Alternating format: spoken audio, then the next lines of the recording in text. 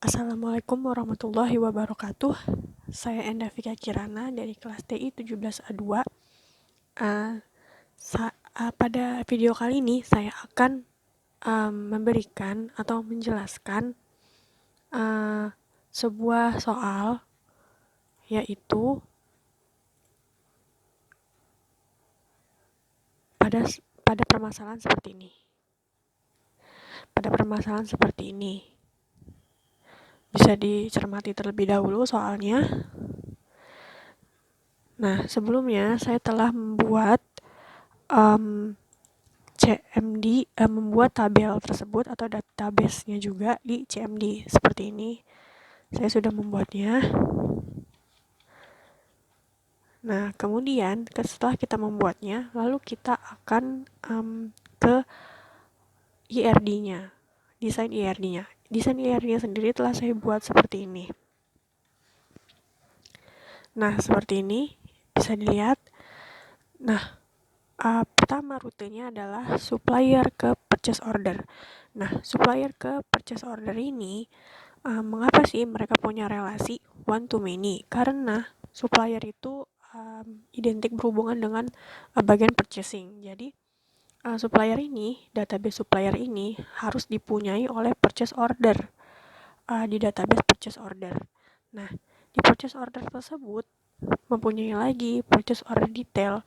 Purchase order detail itu bagian dari purchase order sendiri karena di sini untuk melihat rincian atau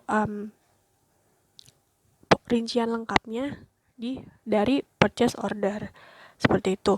Lalu ke sebelah kirinya lagi ada goods. Goods ini dia itu berhubungan dengan stok produk, ya, menyimpan stok data produk yang sudah good dari namanya, lalu stoknya hingga harganya disimpan di tabel goods. Selanjutnya, dia berhubungan dengan requirement detail. Nah, requirement detail ini adalah kayak persyaratan, rincian persyaratannya. Nah, rincian persyaratan ini terhubung dengan requirement. Requirement ini mempunyai bagian atau sub tabel, yaitu requirement detail. Seperti itu. Nah, requirement detail ini dia berhubungan juga dengan purchase order detail. Karena dari requirement itu si purchase itu bisa ngelihat gitu status requirement-nya, dan si purchase order-nya juga bisa melihat requirement juga bisa melihat purchase order detail. Jadi antara requirement detail dengan purchase order detail, dua tabel ini saling berhubungan datanya. Lalu ke bawah, purchase order detail dia membagi many to one ke good receipt detail. Nah, good receipt detail ini merupakan bagian dari good receipt. Good receipt detail ini menyimpan data rincian data yang lengkap dari good receipt. Seperti itu. Lalu ke sebelah kanannya ada bagian account. Nah, di account sendiri dia mempunyai account transaction. Nah, account transaction ini adalah bagian dari account. Nah, jadi si account ini punya si accounting transaction. Jadi dia tabel ini berhubungan. Lalu si accounting transaction ini punyai subclass, yaitu good receipt, invoice verification, dan payment.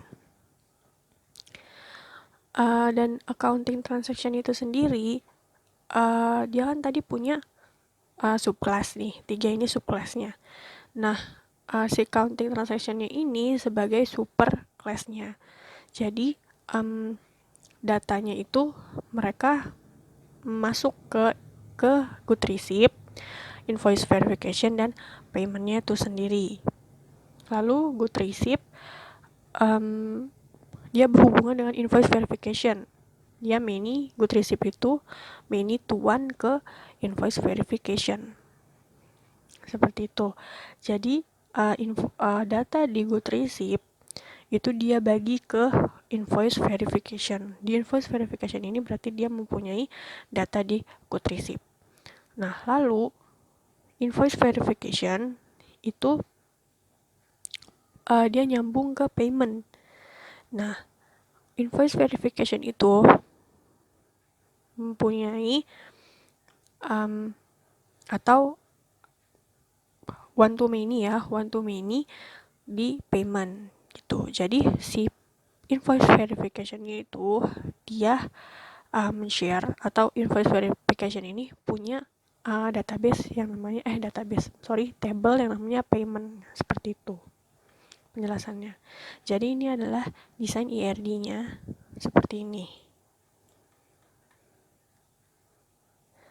Sekian dari saya, kurang lebihnya mohon maaf. Wassalamualaikum warahmatullahi wabarakatuh.